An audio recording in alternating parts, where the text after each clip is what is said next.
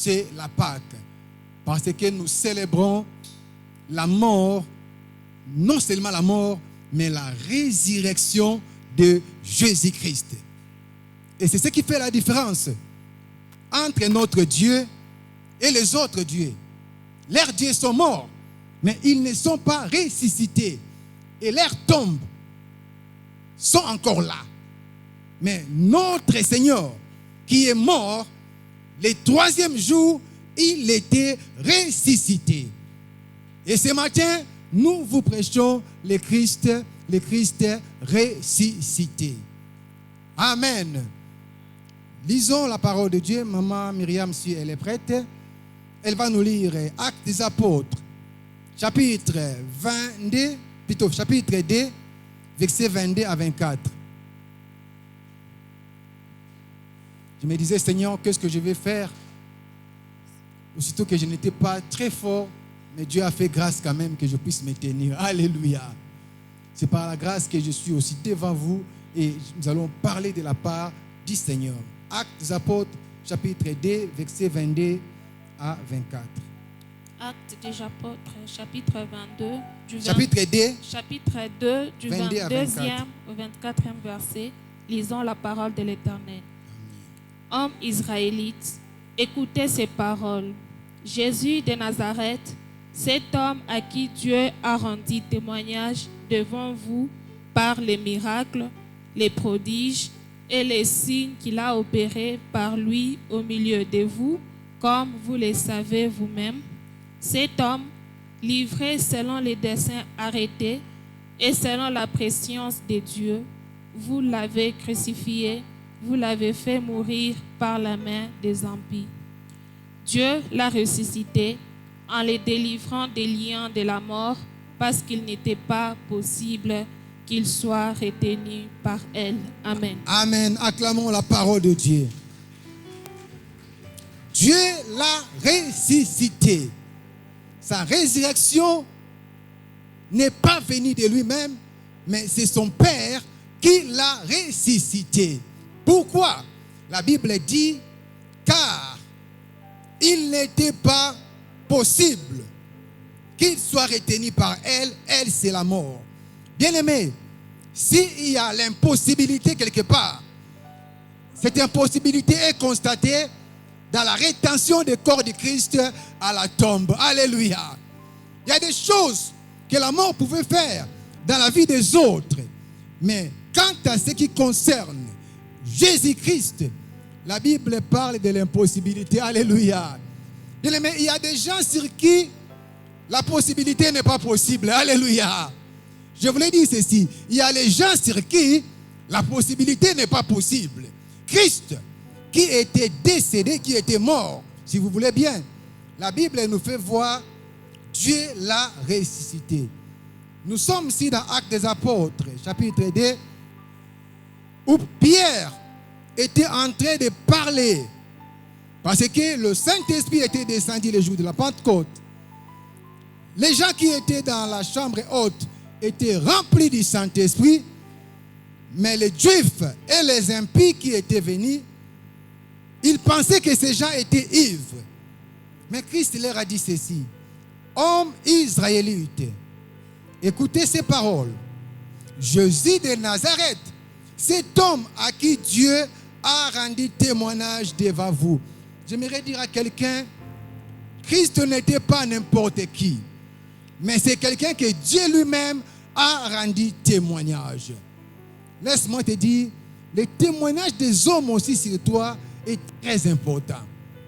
Quel est le témoignage que les hommes rendent sur ta vie, sur ta marche, sur ta relation avec Dieu? La Bible dit, Dieu lui a rendu témoignage.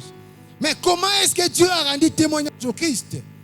Il a rendu témoignage par trois choses. La Bible dit, par les miracles, par les prodiges et par les signes. Les trois faits importants qui ont fait en sorte que Dieu puisse rendre témoignage de son Fils, qu'il a opéré par lui au milieu de vous.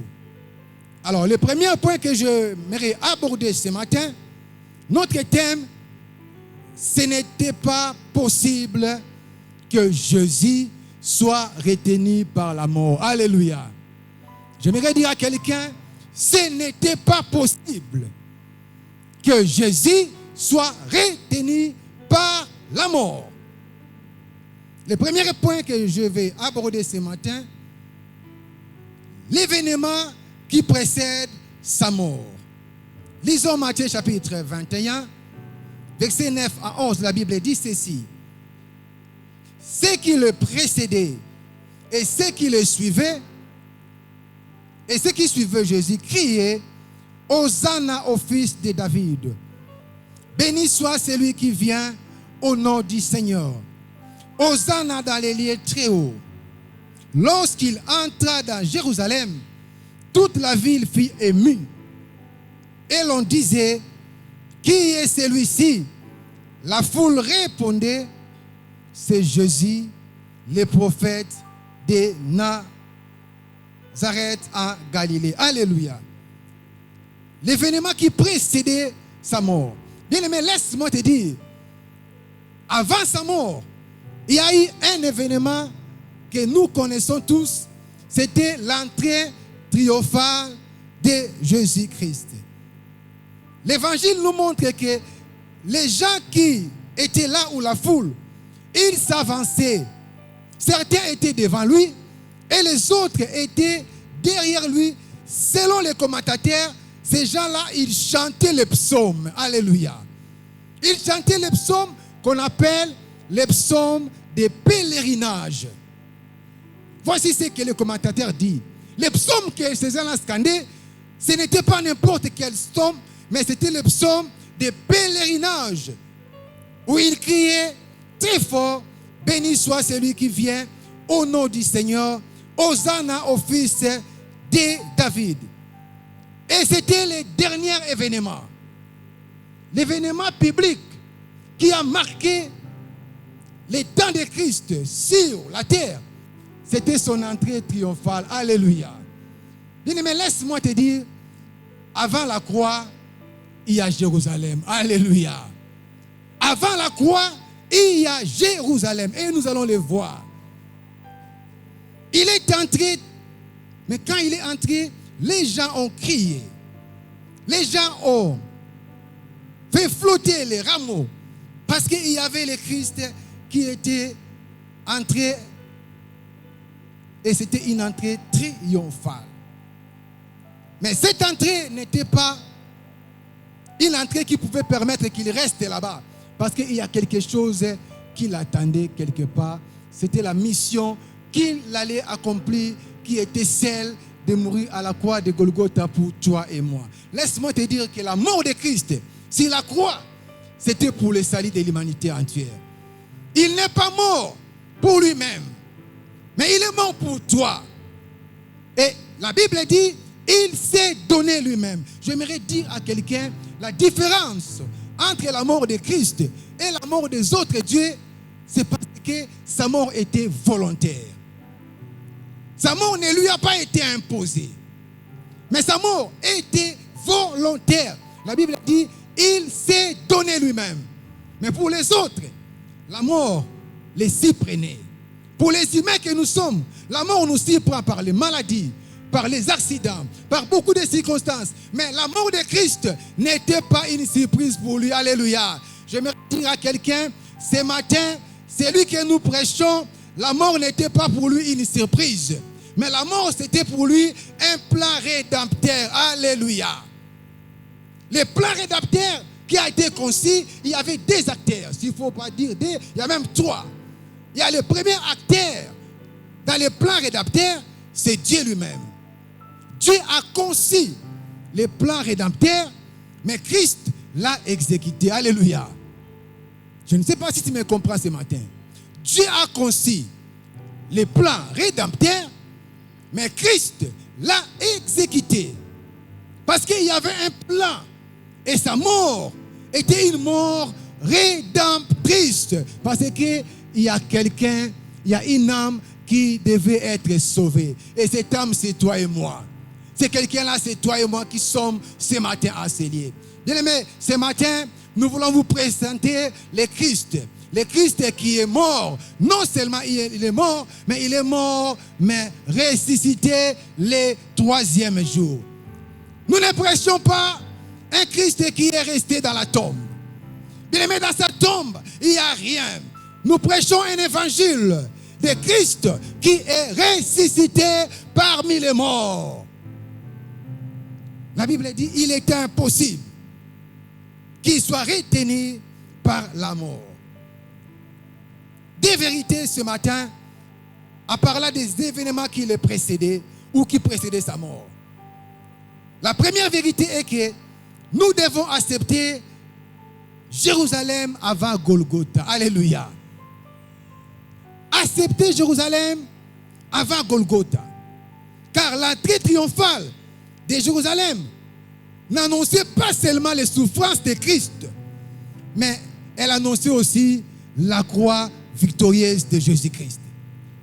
Quand il est entré en Jérusalem, la Bible dit la foule qui le précédait et ceux qui étaient derrière, ils criaient très fort Hosanna au fils de David. Cette foule avait reconnu que le Christ était le fils de David. Ils ont crié très fort. Mais Christ, il savait ce qu'il poursuivait. Bien que les gens criaient, mais lui, il savait l'objectif qu'il voulait atteindre. Il dit, mais laisse-moi te dire, les gens qui sont autour de toi, ne maîtrisent pas ce que toi-même tu as fixé comme objectif. Alléluia. L'objectif de Christ n'était pas seulement de recevoir les cris de joie et de triomphe de la foule, mais son objectif était d'aller jusqu'à la croix de Golgotha. La croix de Golgotha, c'était l'objectif final de Jésus-Christ. Ce n'était pas Jérusalem. Si à Jérusalem, il y a eu les cris de triomphe, mais à Golgotha, il y a eu la souffrance. Si à Jérusalem, il y a eu les rameaux, mais à Golgotha, il y a eu les clous. Si à Jérusalem, il y a eu les gens qui criaient, mais à Golgotha, c'est lui-même qui a crié. J'aimerais dire à quelqu'un, les cris de Golgotha étaient plus forts que les cris de Jérusalem. Parce qu'à Golgotha, c'était les cris qui étaient sortis de son intérieur. Mais à Jérusalem, c'était un cri extérieur. Je ne sais pas si tu me comprends ce matin. Quand les gens m'écrient, ils écrivent parce qu'ils ne maîtrisent pas les contours du sujet. Ils criaient Hosanna. Mais alors que lui, il savait qu'il y avait un cri qui était le plus important, c'était tout est accompli. Je parle ce matin des deux cris qui étaient à confrontation. J'aimerais que tu notes ce matin, il y a deux cris qui étaient là pour le salut de l'humanité. D'un côté, il y avait Hosanna et de l'autre côté, il y avait le tout est accompli. Mais j'aimerais te dire ce matin, le tout est accompli est plus que Hosanna. Quand les gens t'acclament, il y a un Dieu qui attend que tu accomplisses. C'est pourquoi il t'a envoyé.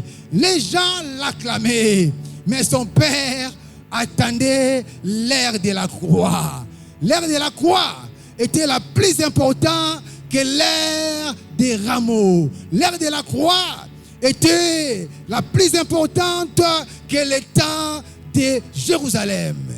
Accepter Jérusalem avant Golgotha. Jérusalem, les cris de joie. Hosanna. La foule était là, en train de crier. Quels sont les gens qui crient autour de toi? Ces gens-là qui crient autour de toi, ils ne savent pas la mission que Dieu t'a confiée. Les gens qui crient autour de toi, ils ne savent pas ce qui t'attendent. Ils voient de l'extérieur, mais il y a quelque chose qui doit sortir de l'intérieur. Et c'est quoi? C'est tout est accompli.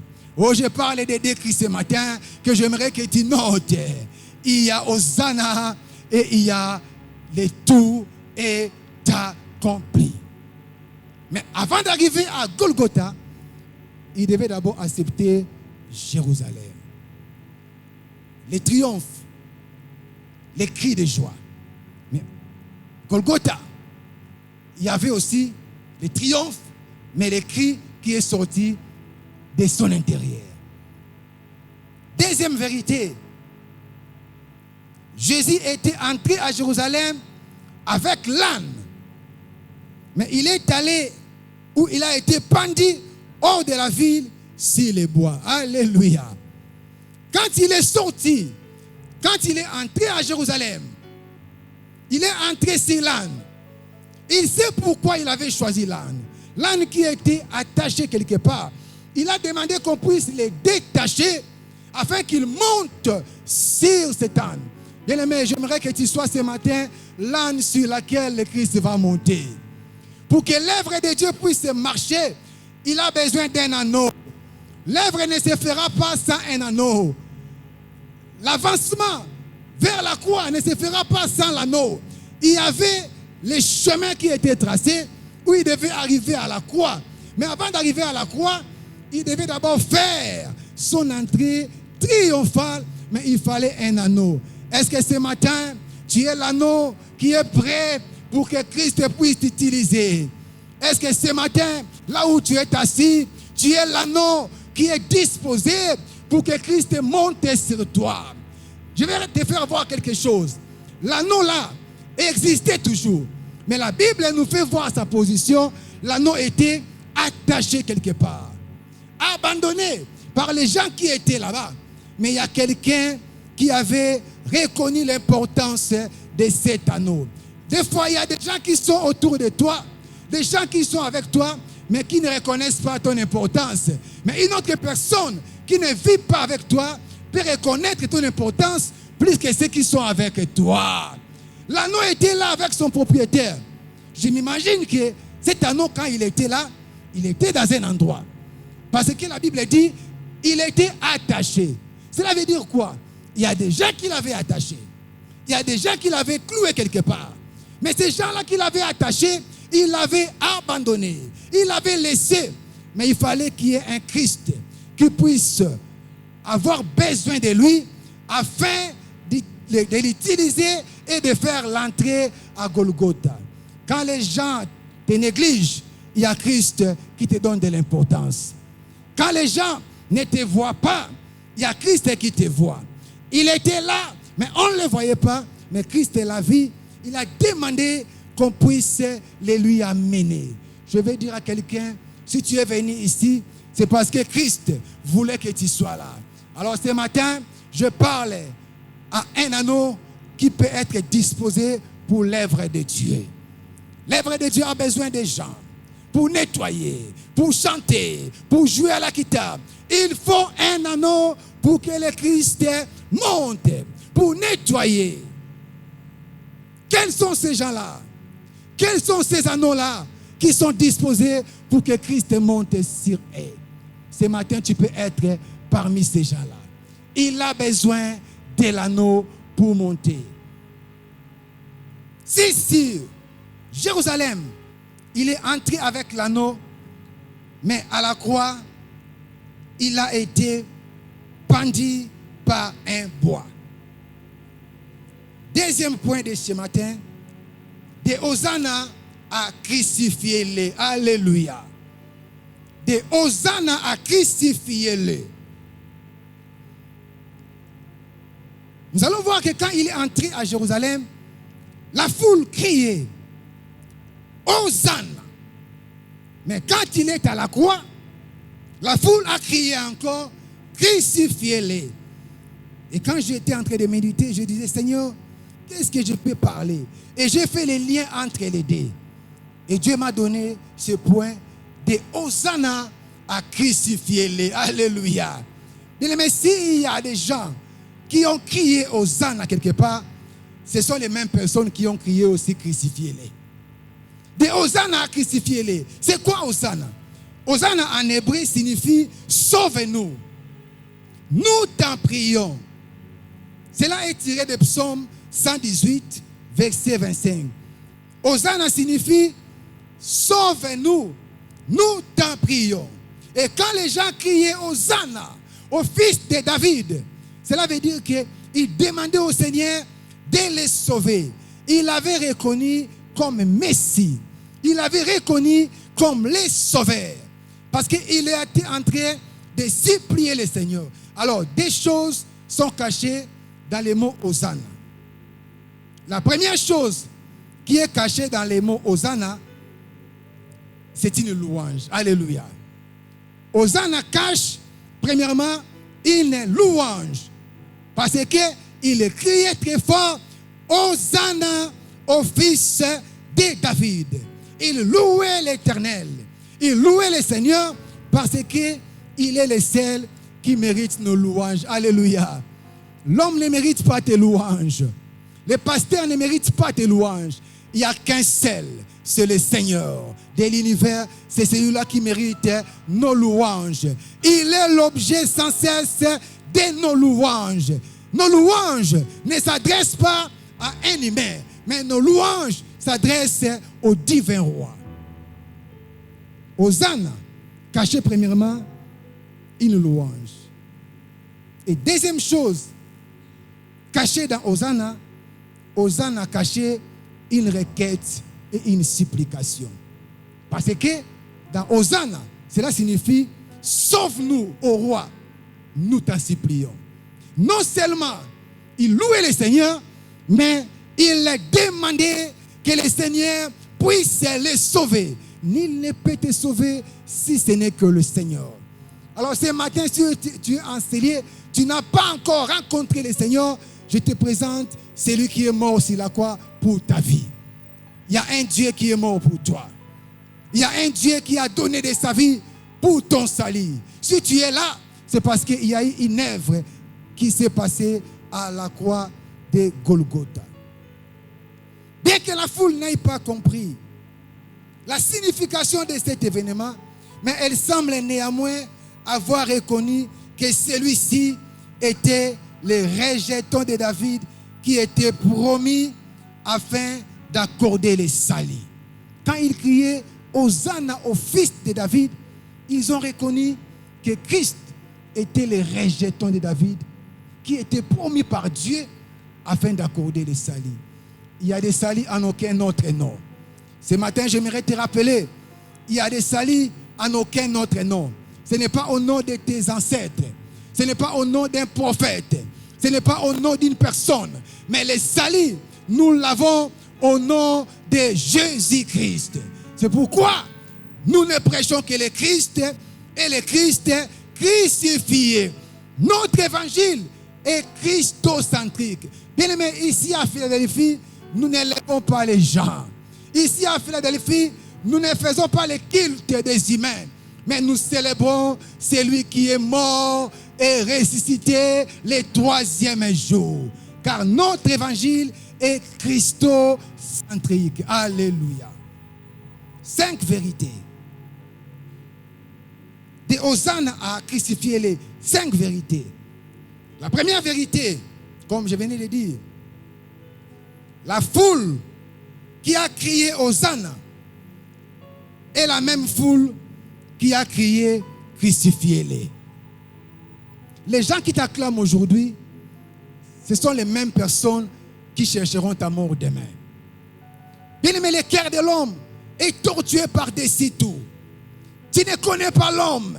C'est pourquoi la Bible dit, maudit soit celui qui se confie à l'homme, mais béni soit celui qui se confie à l'Éternel. Car il est comme un arbre planté auprès des courants d'eau, dont ses feuillages ne se flétrit jamais. Bien-aimé, ne se confie pas à l'homme. L'homme va t'abandonner. Ne te confie pas à l'homme. L'homme va te laisser un jour. La même foule a crié Hosanna. La même foule a crié sauve-nous. La même foule a crié c'est toi le rejeton de David. Mais c'est la même foule qui a crié crucifiez-les.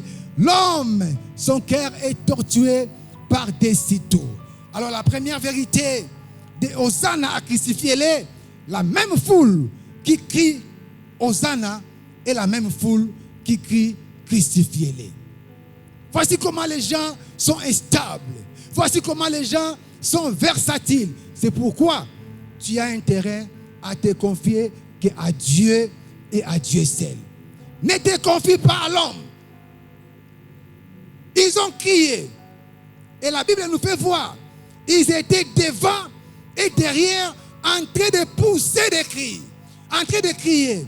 Mais la même foule qui a crié Hosanna est la même qui a crié crucifiez-les. Les gens qui te vantent aujourd'hui, les gens qui te bénissent aujourd'hui, ce seront les mêmes personnes qui vont te critiquer demain. L'homme est méchant par sa nature. Aujourd'hui, parce que tu as quelque chose, il t'appelle Mopa ou Mokondi. Aujourd'hui, tu as quelque chose, quand il te voit, il est plus âgé que toi, mais il t'appelle Oh Vienangaï. Mais demain, quand tu n'as rien, il se moque de toi. Méfie-toi des hommes, mais confie-toi à Dieu. La même foule qui a crié Hosanna et la même foule qui a crié crucifiez-les. Deuxième vérité de Hosanna à crucifiez-les. L'agonie de Christ a produit les salis des mondes agonisants. Alléluia. L'agonie de Christ a produit un salut des mondes agonisants. Ils ont crié Hosanna. Mais il est allé à la croix pendant qu'il était en train de passer un moment de souffrance. Pendant qu'il était en train de passer ses dernières heures sur la terre des humains. En tant que Dieu 100%. Parce que Christ était 100% Dieu et il était 100% homme. Alléluia. C'est le divin, mais qui avait porté en lui l'humain. Ce n'est pas l'humain qui a porté le divin. Alléluia. C'est ça la différence. Le Christ n'est pas l'humain qui a porté le divin, mais c'est le divin qui a porté l'humain. Mais pendant son temps d'agonie, ils ont crié crucifiez-les. Mais dans ces mots-là, crucifiez-les, dans son état agonisant, il a produit le salut des mondes agonisants. Alléluia. Il n'a pas sauvé l'humanité dans son état de force, mais il a sauvé l'humanité dans son état de faiblesse. J'aimerais t'annoncer ce matin, le Christ qui nous a produit le salut, ce n'est pas un Christ qui était le lion de la tribu de Juda.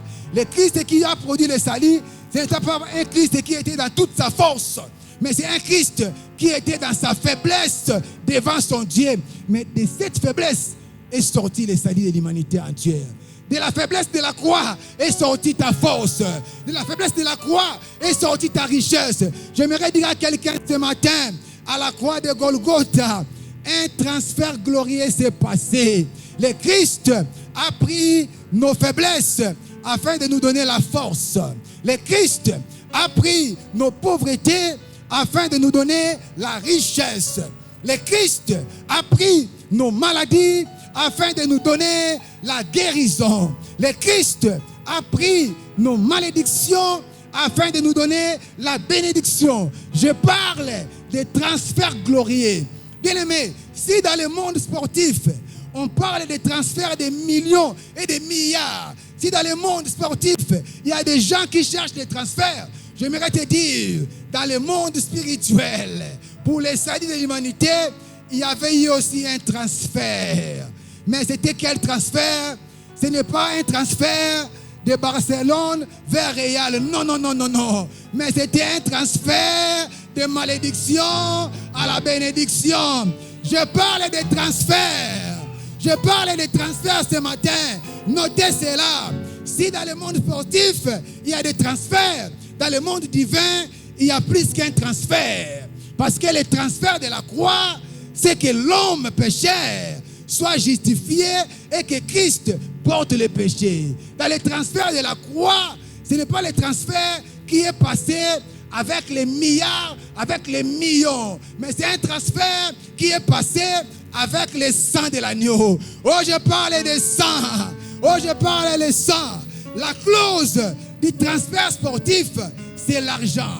On met en place l'argent. On met en place les fonds. Mais les fonds qui a produit le transfert de l'humanité d'un monde pécheur vers un monde sanctifié, ce n'est pas produit par les fonds, par la richesse, mais ça a été produit par le sang de l'agneau. Oh, le sang de l'agneau, objet de notre transfert. Le sang de l'agneau, objet de notre rachat. Le sang de l'agneau, objet de notre libération. Oh, j'insiste. Je ne sais pas pourquoi Dieu m'a demandé d'insister sur les transferts. les transferts glorieux, c'est les transferts de la croix, de l'état faible à l'état fort, des pécheurs à celui qui est justifié, des maudits à celui qui est béni, des pauvres à celui qui est riche, de celui qui n'avait pas de cité en Israël à celui qui est devenu enfant de Dieu. Voici les transferts de la croix. Acclamons pour ces glorieux transferts.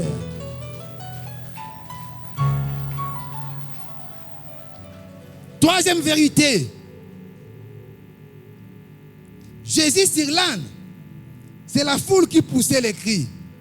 Mais Jésus sur la croix, c'est lui-même qui a crié. Alléluia. Jésus sur l'âne, c'est la foule qui poussait les cris. Mais sur la croix, c'est lui-même qui a poussé les cris. Quatrième vérité. Hosanna, c'était un cri extérieur.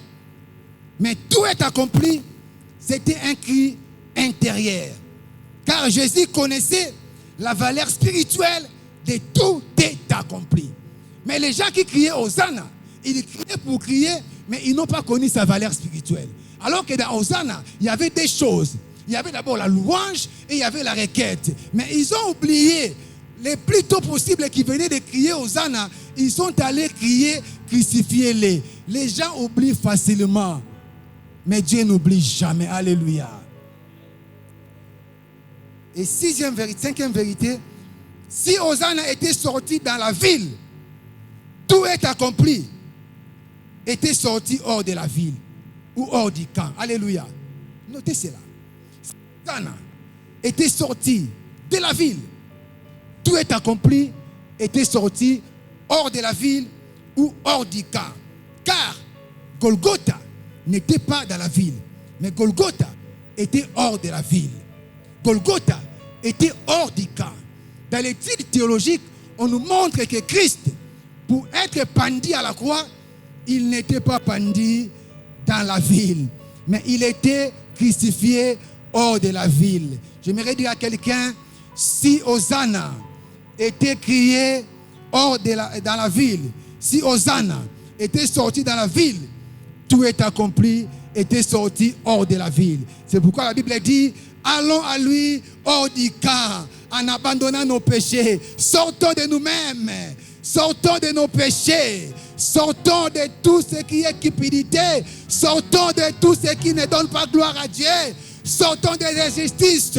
Quand la Bible nous demande d'aller vers lui hors du camp, c'est en abandonnant nos péchés. Il est allé hors du camp et l'Église doit aller aussi hors du camp. Hors du camp, c'est quoi? C'est sortir de ce qui te bloque pour aller vers lui. Hors du camp, c'est quoi? C'est abandonner ce qui te retient pour aller vers lui. Sors de l'escroquerie, sors du péché, sors de l'injustice, sors de l'impudicité, sors du mensonge, sors des vols, sors des maîtres. Allons à lui hors du camp. En abandonnant nos péchés. Si Hosanna était sorti dans la ville, tout est accompli et sorti hors de la ville. Troisième point, et c'est ça même notre thème. J'étais à l'introduction, maintenant je commence mon message. Amen. Quelqu'un dit, c'est compliqué, c'est pas compliqué, on va finir bientôt. Amen. L'impossibilité de la mort de retenir Jésus. Car il était impossible qu'il soit retenu par la mort. J'aimerais te dire, ô mort, où est ton aiguillon? Ô mort, où est ta victoire? Le Christ est vaincu. Il était impossible. Quand la mort venait vers Christ, il ne savait pas qu'elle va s'arrêter quelque part. Quand la mort venait, Christ l'attendait. La Bible dit, il est allé à la croix courageusement. Parce qu'il savait qu'il aura affaire à la mort. Mais il savait aussi que la mort avait des limites. J'aimerais dire à quelqu'un, ce matin je proclame et je déclare, la mort que les gens ont proclamée sur toi aura des limites. Car Christ a été mort pour que toi tu vives. J'aimerais dire à quelqu'un, tout ce que les gens ont planifié sur toi aura des limites. Car c'est lui en qui tu as crié et c'est lui qui te garde. Je déclare et je proclame ce matin, le Christ que nous proclamons ce matin, c'est un Christ crucifié. Et la victoire de la croix, c'est ta victoire. Ce matin, la victoire de la croix, c'est la victoire de ta famille. La victoire de la croix, c'est la victoire de tes enfants. La victoire de la croix, c'est la victoire pour ta progéniture. La victoire de la croix, c'est la victoire pour ta santé. Ce matin, je parle de la victoire de la croix. Tu peux t'approprier de cette victoire au nom de... Oh, ce matin, si tu es malade, je proclame la guérison de la croix. Ce matin, si tu as des problèmes de finances, je déclare les finances de la croix. Ce matin, s'il y avait la malédiction familiale, je déclare sur toi la bénédiction.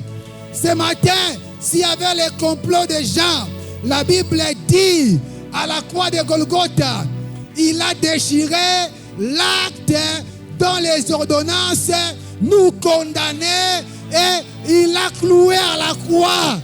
Ce matin, je viens clouer à la croix tout ce que les hommes avaient planifié sur ta vie. Au nom de... Tu vas dire après moi, c'est cloué à la croix. La malédiction, la pauvreté, la malédiction, l'échec, la destruction, la malédiction, la médiocrité, la maladie incurable. Au nom de... Acclame toi-même. Aïe, aïe, aïe, aïe, aïe, aïe, aïe, aïe, aïe. Oh!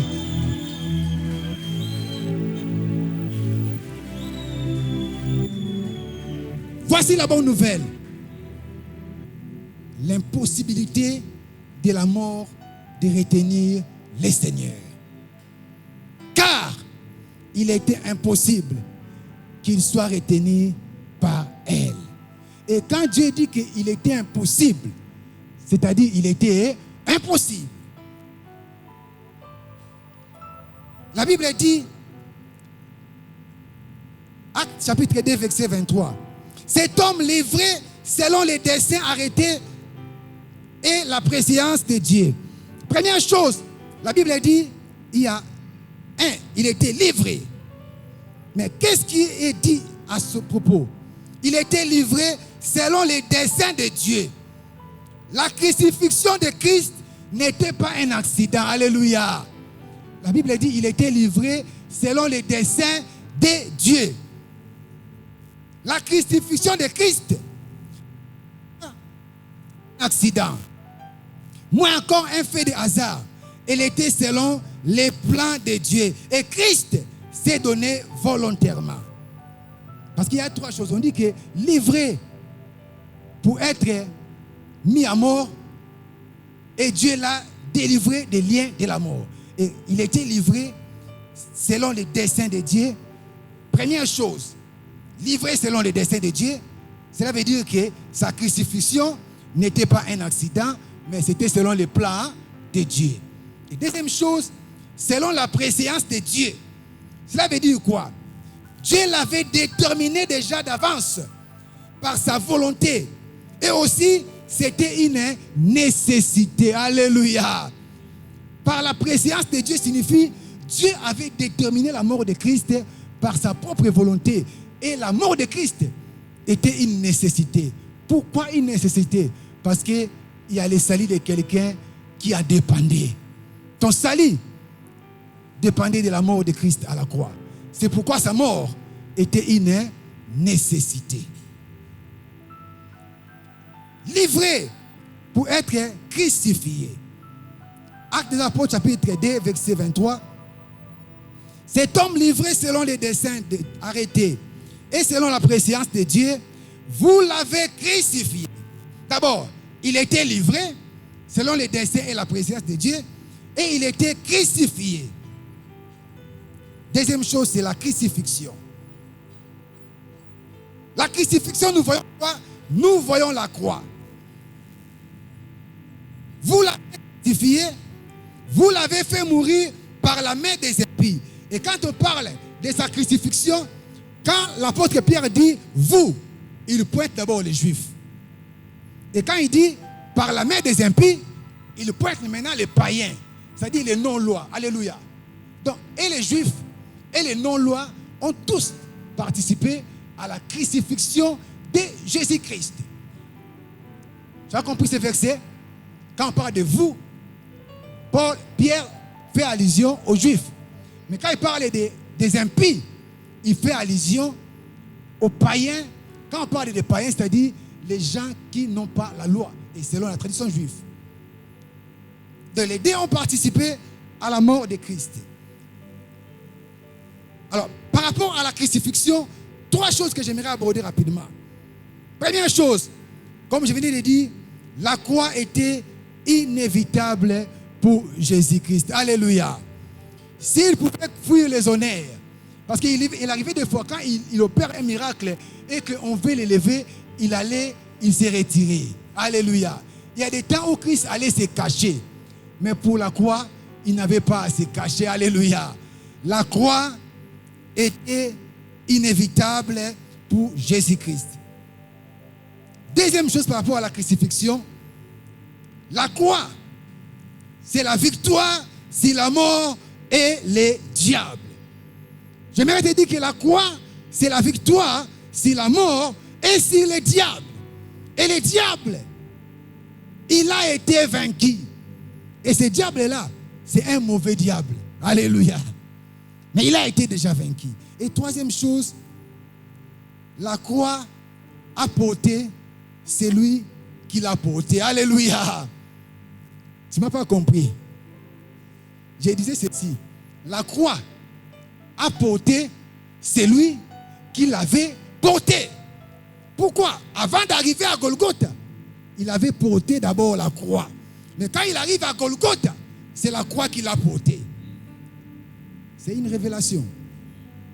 La croix a porté celui qui l'avait porté. Quand il a porté la croix, il était d'abord sur le chemin.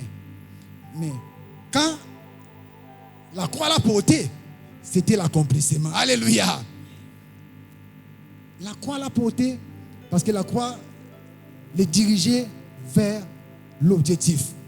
Mais quand il porte la croix, il atteint l'objectif et là il crie « Tout est accompli ». La croix a porté celui qui l'avait porté. La mort était incapable de retenir le Christ. Pourquoi? Pourquoi la mort était impossible, incapable? Quelle est l'impossibilité de la mort?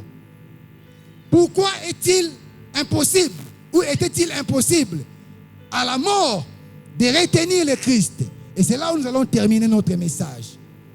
La première raison qui a fait que la mort soit en impossibilité de retenir le Christ, ce n'est pas moi qui l'ai dit. C'est Actes des Apôtres, chapitre 2, qui dit il était impossible qu'il soit retenu par la mort. Et je vous donne quelques raisons rapidement. Première raison, Dieu ne pouvait pas permettre que son sein voie la corruption. Alléluia.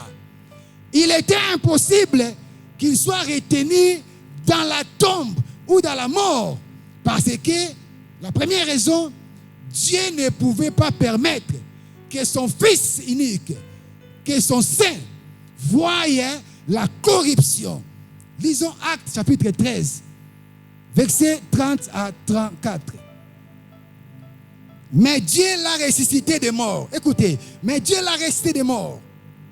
Il est apparu pendant plusieurs jours à ceux qui étaient montés avec lui de la Galilée à Jérusalem et qui sont maintenant ses témoins auprès du peuple. Verset 23. Dieu l'a accompli pour nous, leurs enfants, en ressuscitant Jésus, selon qui est écrit dans le psaume 2e. Tu es mon fils, j'étais engendré aujourd'hui, qu'il aille ressuscité des morts, et de telle sorte qu'il ne retourna pas dans la corruption. Alléluia. Et verset 35, la Bible dit ceci. C'est pourquoi il dit encore ailleurs, tu ne permettras pas que ton sein voie la corruption. Alléluia. Pourquoi la mort était incapable de retenir Christ? Parce que Dieu ne pouvait pas permettre que son fils voie la corruption. J'aimerais dire que Mahomet a vu la corruption. J'aimerais dire que Bouddha a vu la corruption. J'aimerais dire que Confucius a vu la corruption. J'aimerais dire que David a vu la corruption dans la tombe. Parce que la tombe de David existe. Mais il y a une tombe qui n'existe pas. C'est la tombe qui est vide aujourd'hui. Où Christ n'est plus là-bas. Je parle de l'évangile des tombeaux vides. Il y avait un tombeau, bien sûr. On avait placé quelqu'un qui s'appelle la résurrection et la vie. Et comme il ne pouvait pas voir la corruption, Dieu l'a ressuscité des morts. Et deuxième raison pour laquelle il était impossible à la mort de le retenir. Selon la théologie, mon cours de théologie, c'est la doctrine de la déité de Jésus-Christ. Il est dit, en parlant de sa déité, il est dit ceci, il exerce les droits divins. Et parmi les droits divins, il y a la résurrection des morts. Alléluia. Et ça, c'est dans mon cours de théologie, c'est la déité de Jésus-Christ. Christ étant que Dieu, il exerce ce qu'on appelle les droits divins. Si les hommes ont des droits, s'il y a des droits coutumiers, s'il y a des droits pour telle autre chose, mais en matière de la divinité, il y a des droits que l'être suprême exerce. Et Christ, comme étant Dieu, il exerçait les droits divins. Et parmi les droits divins, il avait droit de ressusciter les morts et il avait droit de ressusciter lui-même parmi les morts. Alléluia. Comme il exerçait les droits divins, la mort était incapable de les retenir. Alléluia.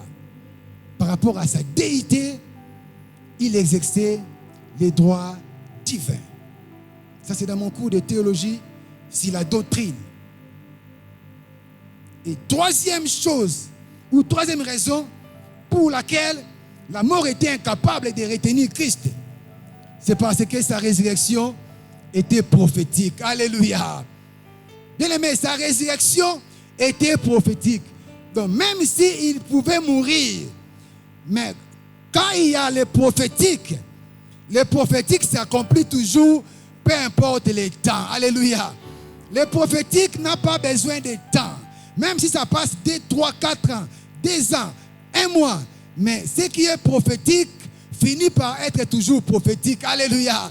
Oh, je parle de prophétique. Ce qui est prophétique finit dans le prophétique. Ça ne commence pas dans le prophétique pour finir dans les suppositions. Mais ce qui est prophétique finit dans le prophétique. Quelqu'un me comprend ce matin? Pourquoi il ne pouvait pas voir la corruption? Parce que sa résurrection était quoi? Prophétique.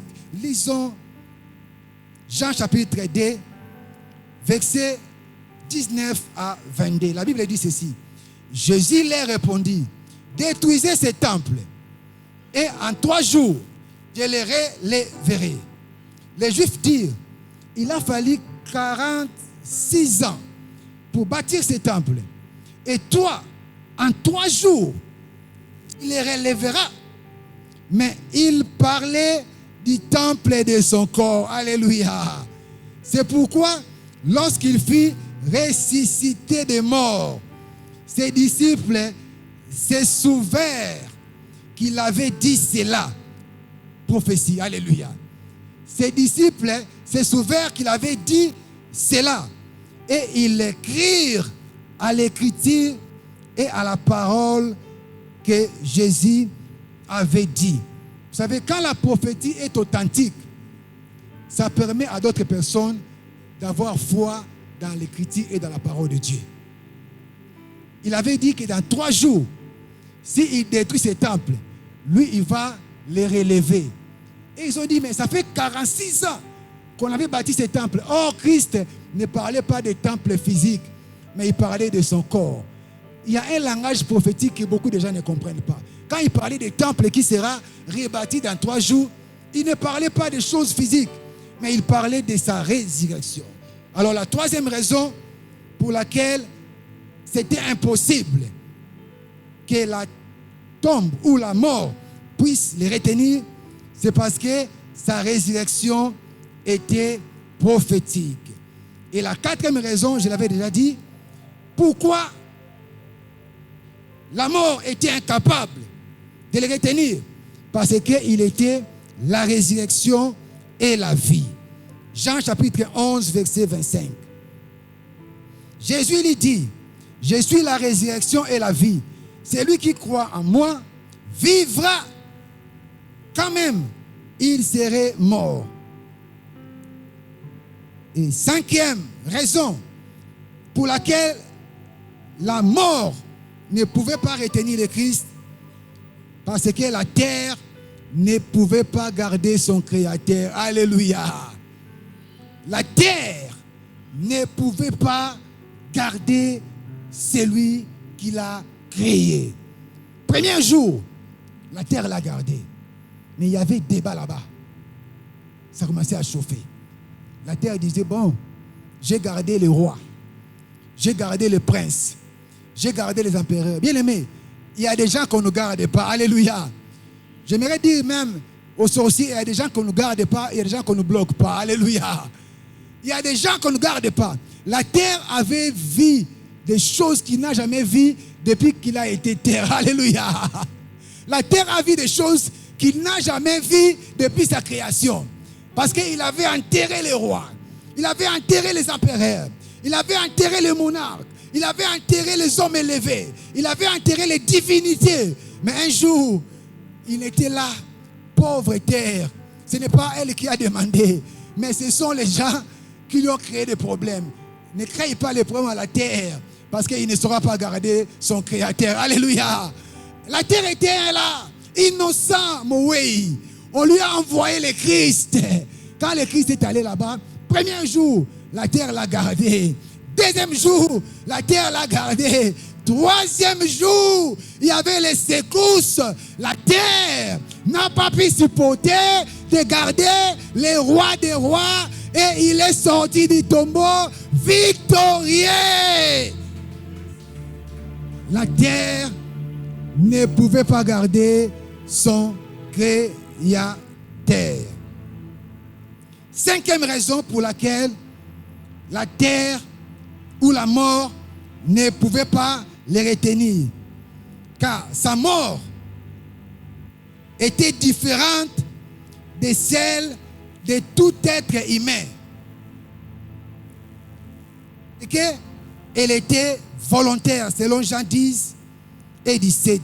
Selon Jean 10, versets 17 à 18. Pourquoi la terre ou la mort ne pouvait pas les garder? Parce que sa mort était différente de tous les êtres humains. Et dans Jean 10, 17, il a dit, je donne ma vie et je vais la reprendre. C'est-à-dire, quand les autres meurent, ils ne disent pas que je vais mourir et je vais ressusciter. Mais lui, il avait déjà dit, je donne ma vie et je vais la reprendre. C'est pour dire que sa mort était différente des autres morts. Alléluia. Et j'aimerais dire à quelqu'un que le Christ que nous prions, c'est un Christ qui est ressuscité. S'il y a l'impossibilité quelque part, dans ce qu'on appelle la mort de Christ, c'est l'impossibilité de la mort de les retenir. Ce matin, je te présente celui qui était mort. Mais non seulement il était mort, mais il était ressuscité le 3e jour. J'aimerais te dire, il y a aussi le 3e jour pour toi. Il y a le 3e jour pour ta famille. Il y a le 3e jour pour tes relations. Il y a le 3e jour pour tes projets. Pour Christ, Il y a eu le premier jour où tout le monde disait c'est fini pour lui. Il y a eu le deuxième jour où tout le monde disait c'est fini pour lui. Mais il fallait attendre le troisième jour.